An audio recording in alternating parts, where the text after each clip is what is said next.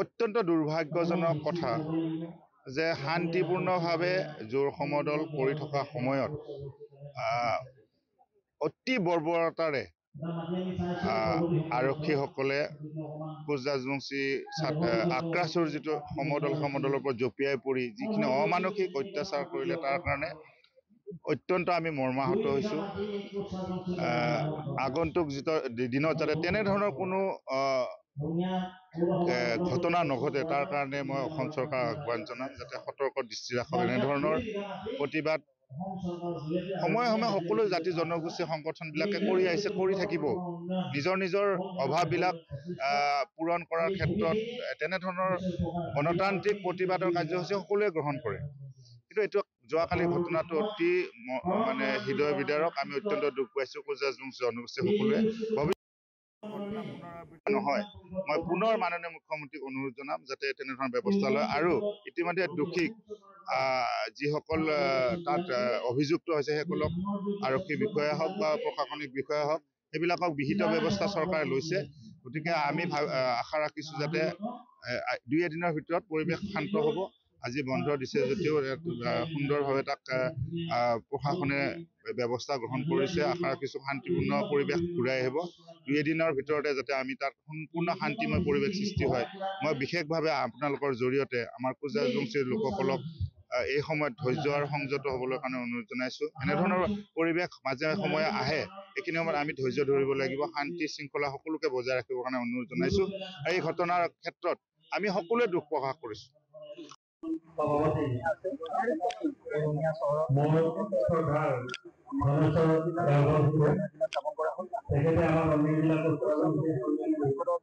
সন্মানীয়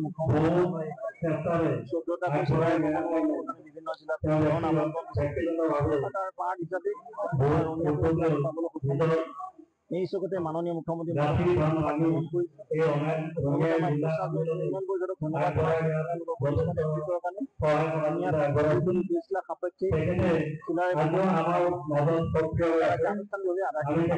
আশা কৰিছো এই নিগোষ্ঠীটো সৰ্বাত্মক আৰু ব্যাপক পৰিষদ আগবাঢ়িব।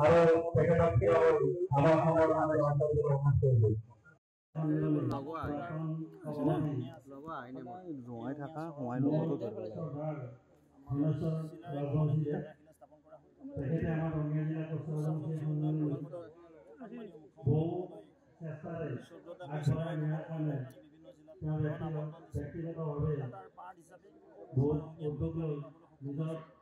এই চকুতে মাননীয় মুখ্যমন্ত্ৰী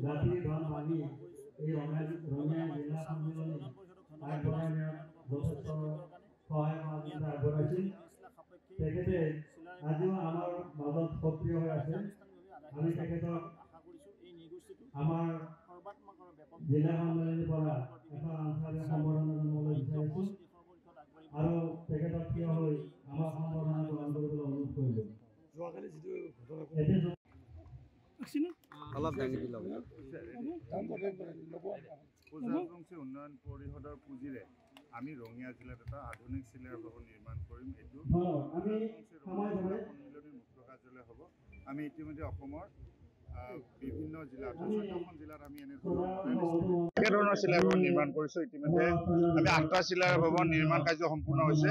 এই বিত্তীয় বৰ্ষৰ এইটো আমাৰ ৰঙিয়া জিলাত আমি দিছোঁ আৰু এইটো এটা G+1 মডেল এষ্টিমেট। ইয়াতে 4টা VIP ৰুম থাকিব, মিটিং হল থাকিব, কিটচেন থাকিব। এনেধৰণৰ আমি ব্যৱস্থা কৰিছোঁ যাতে এটা ছাষ্টেইনেবল প্ৰজেক্ট, ইয়াৰ ইনকামৰ জৰিয়তে ইয়াৰ মেইনটেনেন্স আৰু জিলাখনো যাতে চলিব পাৰে তেনেধৰণৰ ব্যৱস্থা কৰিছোঁ। আশা ৰাখিছোঁ বহুদিনীয়া অভাৱ আমি পূৰণ কৰিব আজি ৰঙিয়া জিলাত পাৰিছোঁ। কোচ ৰাজবংশী জনগোষ্ঠীৰ জিলাসমূহত আমাৰ সাংগঠনিক যি আন্তঃগাঁথনি থাকিব লাগিছিলে, আন্তঃগাঁথনি পৰ্যাপ্ত নাছিলে। মাননীয় মুখ্যমন্ত্ৰী মহোদয়ৰ নেতৃত্বত তেখেতৰ আশীৰ্বাদত আমাক যিহেতু এটা পেকেজ দিয়ে প্ৰত্যেকবাৰে 25 কোটি টকা পেকেজ, এই পেকেজেৰে আমি কনষ্ট্ৰাকশ্যনৰ কাম কৰিছোঁ। আন্তঃগাঁথনি আমি কোনো ধৰণৰ ছাপ্লাই ব্যৱস্থা আমি কৰা নাই। যি পাৰিছোঁ আমি আন্তঃগাঁথনি লগতে শৈক্ষিক দিশত আমি APSC 75গৰাকী ছাত্ৰ ছাত্ৰীক আমি গুৱাহাটীত বিনামূলীয়া পাঠ্যক্ৰমত আমি কোচিঙৰ ব্যৱস্থা কৰিছোঁ।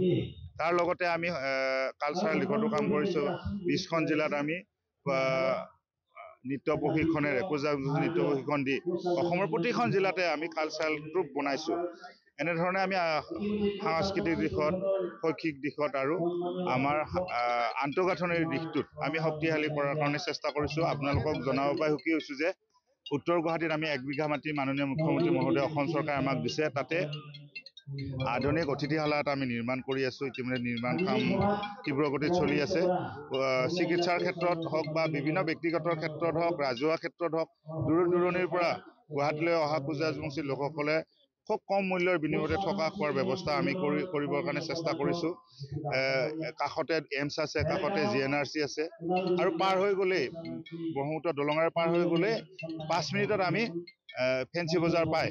গতিকে এনেধৰণৰ কামবিলাক আমি কৰিব চেষ্টা কৰিছোঁ। আগন্তুক দিনত আমি আগৰ উন্নয়ন পৰিষদৰ দিনত কেৱল ছাপ্লাই, টিনপাত, চিলাই মেচিন এনেধৰণৰ ছাপ্লাই ব্যৱস্থাবিলাক আছিলে। সেইবিলাকৰ পৰা দূৰত থাকি আমি IBS বা ব্যক্তিগত বেনিফিচিয়াৰী আমি নকৰি আমি এনেধৰণৰ কামবিলাক কৰিবৰ কাৰণে চেষ্টা কৰিছোঁ।